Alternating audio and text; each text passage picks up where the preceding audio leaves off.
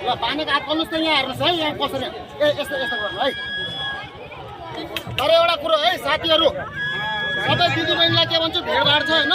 सबै एउटै प्रकारको मान्छे हुँदैन आफ्नो मोबाइल पसहरू चाहिँ भिडभाडमा चाहिँ ख्याल गर्नु होला कसैले पछाडिबाट तानिदिनु सक्छ है चोरहरू धेरै हिँड्नु सक्छ भिडभाडमा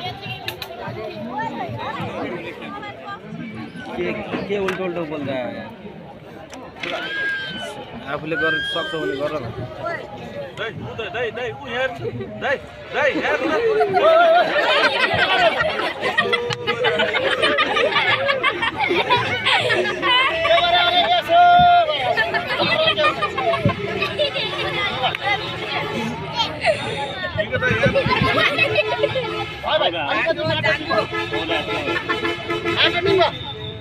यो माटोलाई फुक्देऊ टप्पै मुखमा हाल